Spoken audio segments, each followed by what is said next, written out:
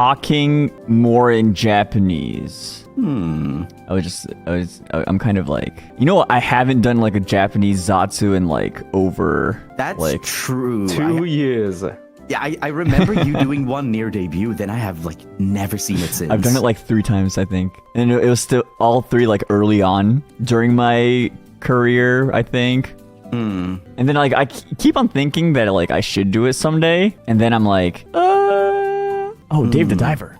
And then I've been forgetting. Something shiny. You know. You know what would be a kind of fun idea? Yeah. What if we got like a bunch of people from Ian that are like sort of learning Japanese or in the process of learning, and have them all together to do their best Japanese Zatsu? Oh my gosh. I think that would kind of be funny, and see how well it goes. But I'm a little bit nervous about doing like JP only streams because I've only done it twice, and each time I have misspoken and given my viewers more ammunition to make fun of me. Oh. Like, you know, I think I told you this, Shu, about how I misspoke when I said that I wanted to see the temples in Kyoto.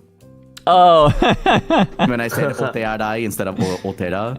Yeah. So whenever I used to go to the bathroom, my JP viewers, they say Itera with the kanji for temple. And I've even heard from like viewers that even with their friends, like when they're gonna like when they're gonna use the restroom, they say Kyoto ni ittekuru. Like I'm gonna go to Kyoto, and then their friends say Itera.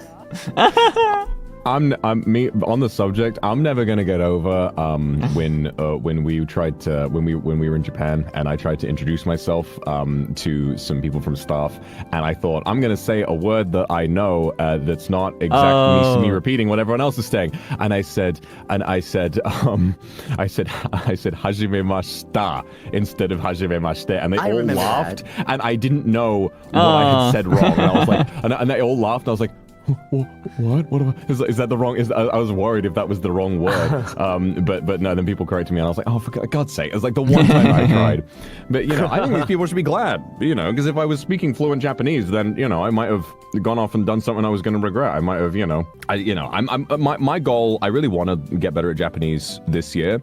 I've been in contact with a tutor, you know, so I can really commit to it, because I would love to be able to learn a language without having to kill somebody. Well, you know how to read katakana. I remember like during the off collab when we had the curry, like I remember when you got the Tazumi curry and you read the front like it was no problem. I did. Hiragana and katakana I'm fine with, because I remember when I first got the email that I got into Niji, I downloaded Duolingo and I was like, I need to try learning Japanese. Oh my gosh. And Duolingo is a terrible app to learn the language with, but it did help a lot learning the alphabet. So I can read it. Yeah, I can read it that, slowly. It's actually quite fun. Like when I see a sign or something and I read it and I'm like, I tried it with katakana. I tried to figure out like what word is that supposed to be. Just do flashcards. Yeah. Flashcards are so OP. 2024 Vox, are you learning Japanese?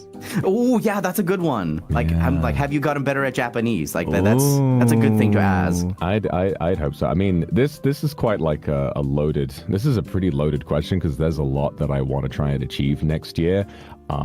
So I mean, if I asked the specifics, I would be spoiling stuff. So I don't know. For me, I think the only thing that I could really ask 2024 me, like, you know, me a year from now, are you happy with what you've made, and you know, does it feel like it's been easier to do?